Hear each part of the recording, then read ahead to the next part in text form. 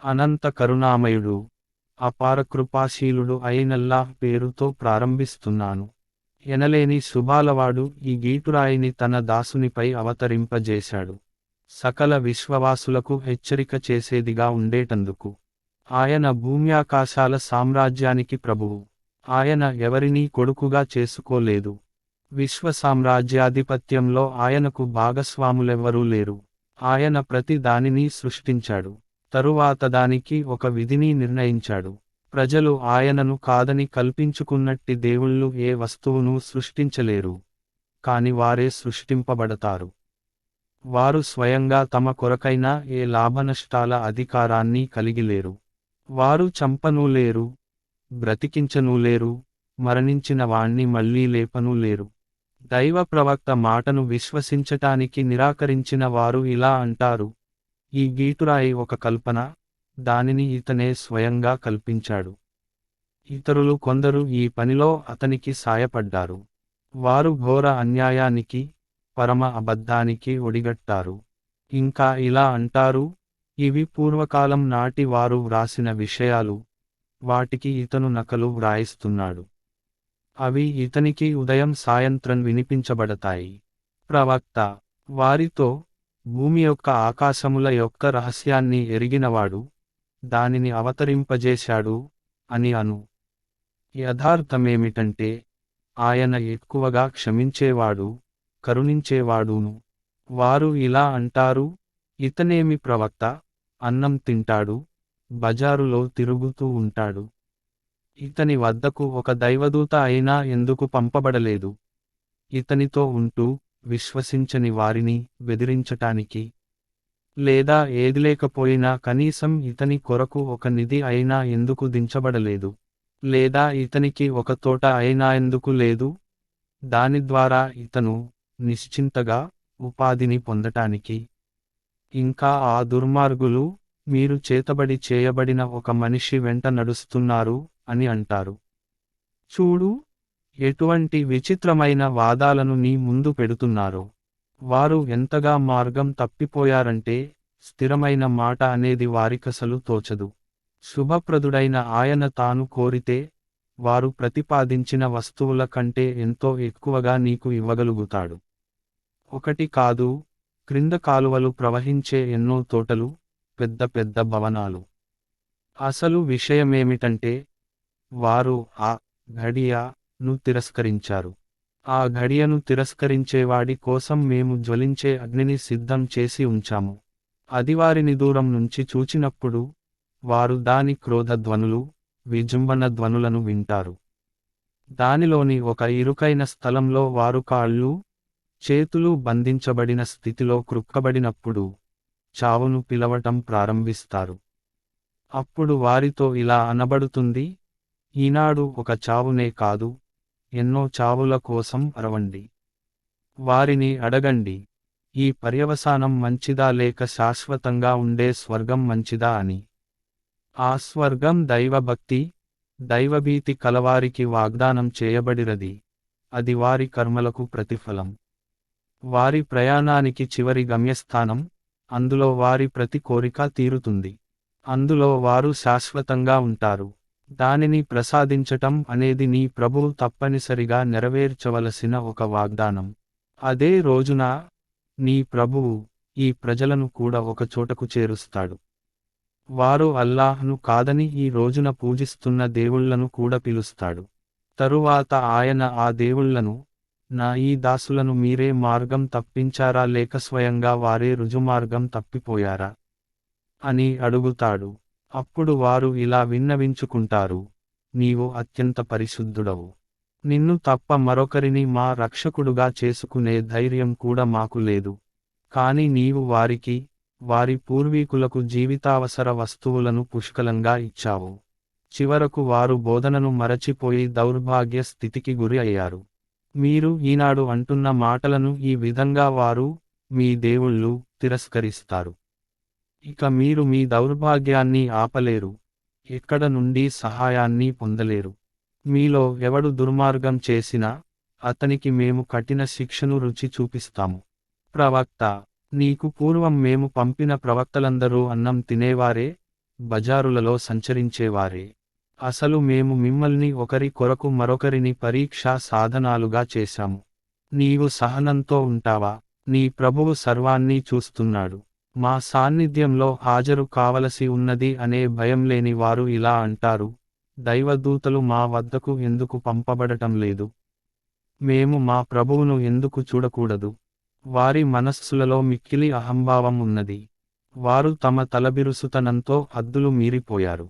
వారు దైవదూతలను చూసే రోజు నేరస్తులకు శుభవార్తల రోజేమీ కాదు, అల్లాహ్ శరణు అని వారు కేక వేస్తారు. అప్పుడు వారు చేసి ఉన్న దానినంతటినీ మేము తీసుకుని దుమ్ము మాదిరిగా ఎగురవేస్తాము. ఇక స్వర్గానికి అర్హులైన వారే ఆ రోజున మంచి స్థలంలో ఉంటారు. అంతేకాదు మధ్యాహ్నం విశ్రాంతి కొరకు చక్కని స్థలాన్ని పొందుతారు. ఆకాశాన్ని చీలుస్తూ ఒక మేఘం ఆ రోజున ప్రత్యక్షమవుతుంది. దైవదూతలు వరుసలు వరుసలుగా దింపబడతారు. ఆ రోజున నిజమైన రాజ్యాధికారం కేవలం కరుణామయుని చేతులలో ఉంటుంది. అది అవిశ్వాసులకు ఎంతో కఠినమైన రోజు. దుర్మార్గపు మానవుడు తన చేతులను కొరుక్కుంటూ ఇలా అంటాడు, అయ్యో నేను దైవ ప్రవక్తకు తోడుగా ఉంటే ఎంత బాగుండేది. అయ్యో నా దౌర్భాగ్యం, నేను ఫలానా వ్యక్తితో స్నేహం చేయకుండా ఉంటే ఎంత బాగుండేది. అతడి మాయలో పడి నేను నా వద్దకు వచ్చిన హితబోధను స్వీకరించలేదు. శైతాను మానవుని విషయంలో నమ్మకద్రోహి అని తేలిపోయింది. దైవ ప్రవక్త ఇలా అంటాడు, నా ప్రభూ, నా జాతి వారు ఈ ఖురానును ఒక పరిహాస విషయంగా చేసుకున్నారు. ప్రవక్త, మేము ఇలానే అపరాధులను ప్రతి దైవ ప్రవక్తకు శత్రువులుగా చేశాము. నీ కొరకు నీ ప్రభువే మార్గదర్శకత్వం చేయటానికి, సహాయపడటానికి సరిపోతాడు. అవిశ్వాసులు ఇలా అడుగుతారు, ఈ వ్యక్తిపై పూర్తి ఖురాను ఒకేసారి ఎందుకు అవతరింపబడలేదు? అవును, అలా ఎందుకు చేయబడిరదంటే, మేము దానిని నీ మనస్సులో నాటుకునేలా చేస్తూ ఉండాలని. ఈ ఉద్దేశ్యంతోనే మేము దానిని ఒక ప్రత్యేకమైన క్రమంతో వేర్వేరు భాగాలుగా రూపొందించాము. ఇంకా ఇందులో ఈ హేతువు కూడా ఉంది. వారు నీ ముందు ఏదైనా వినూత్న విషయాన్ని, వింత ప్రశ్నను తీసుకువచ్చినప్పుడల్లా దానికి సరియైన జవాబును మేము సకాలంలో నీకు ఇచ్చాము. ఉత్తమమైన రీతిలో విషయాన్ని విస్పష్టం చేశాము. బోర్లగా నరకం వైపునకు నెట్టబడనున్న వారి పరిస్థితి ఎంతో చెడ్డది. వారి మార్గం ఎంతో తప్పైనది. మేము మూసాకు గ్రంథాన్ని ఇచ్చాము. అతని సోదరుడు హారూన్ను అతనికి సహాయకుడుగా చేశాము. వారితో ఇలా అన్నాము, మా ఆయతులను తిరస్కరించిన జాతి వద్దకు వెళ్ళండి. చివరకు మేము ఆ జాతి ప్రజలను నాశనం చేసివేశాము. ఇదే గతి నూహు జాతి వారికి పట్టింది. వారు దైవ ప్రవక్తలను తిరస్కరించారు. మేము వారిని ముంచివేశాము.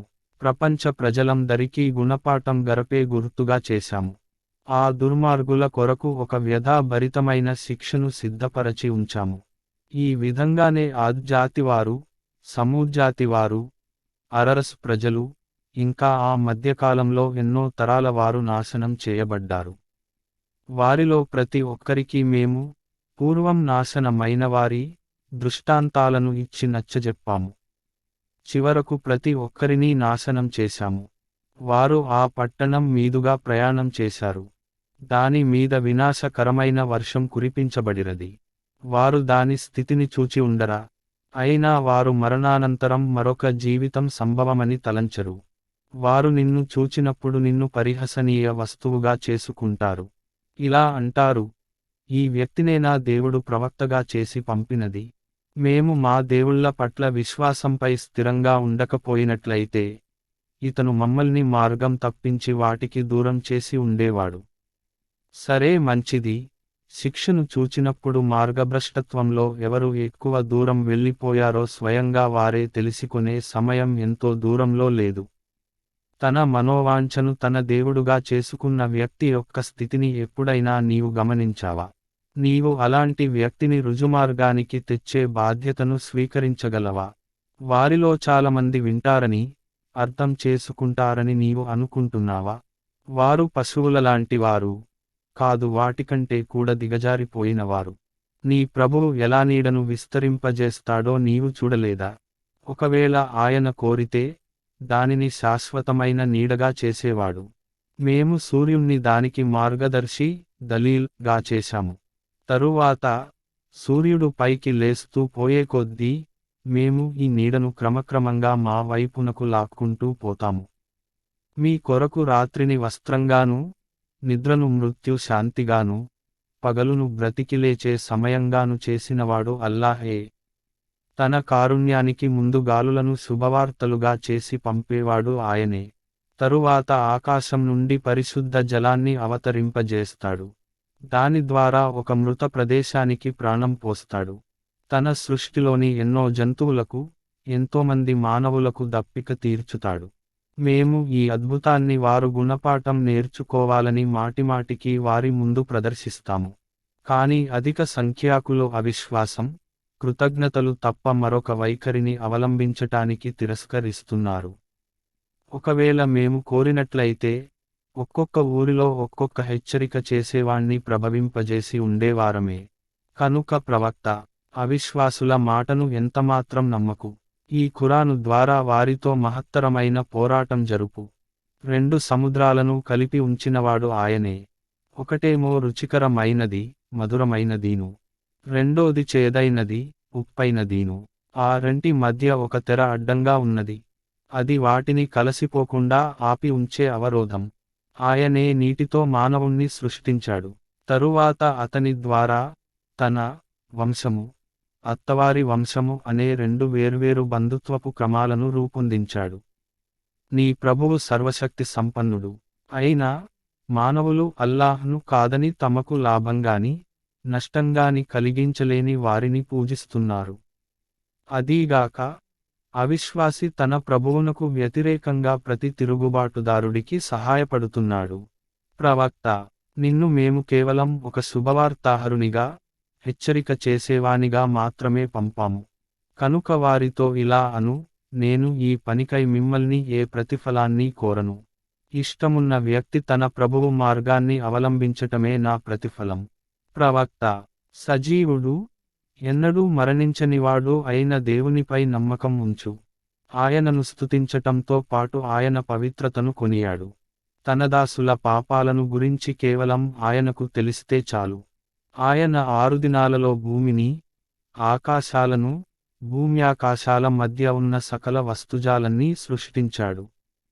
తరువాత ఆయనే అర్ష్, అధికార పీఠం ను అధిష్ఠించాడు.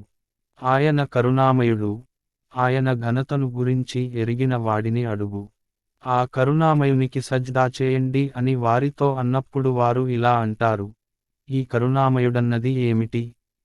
నీవు చెప్పిన దానికల్లా మేము సజ్దా చేయవలసిందేనా?